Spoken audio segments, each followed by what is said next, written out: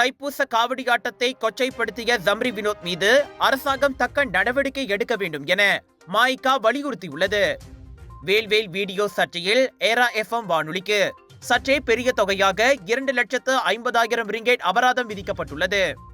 அதில் காட்டிய அதே கடுமையை அரசாங்கம் ஜம்ரி வினோத் விஷயத்திலும் காட்டும் என தாம் எதிர்பார்ப்பதாக மாய்கா தேசிய தலைவர் தான்ஸ்ரீ SA விக்னேஸ்வரன் கூறினார். எங்களுக்கு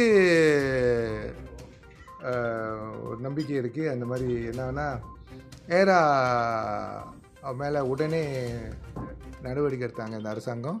அந்த மாதிரி உள்ள அவங்க விளையாட்டுத்தனமாக செஞ்சாங்களோ இல்லையோ அதே ஒரு தீவிரம் ஒரு ஒரு ஒரு பெரிய நடவடிக்கை எடுத்த இந்த அரசாங்கம் நிச்சயமாக ஜம்ரி வினோத் மேலே நடவடிக்கை எடுப்பாங்கன்னு எங்களுக்கு நம்பிக்கை இருக்குது. ஏன்னா அவர் பேசினது ஒரு 200 மதத்தை மரியாதை குறைவாக பேசுனது மட்டும் இல்லை, அது அவர் மதம் இல்லை, அவர் தேவையே இல்லாத ஒரு சூழ்நிலை.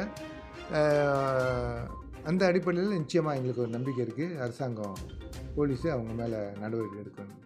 இன்று நடைபெற்ற மத்திய செயலவை கூட்டத்திற்கு பிறகு அவர் அதனை தெரிவித்தார்.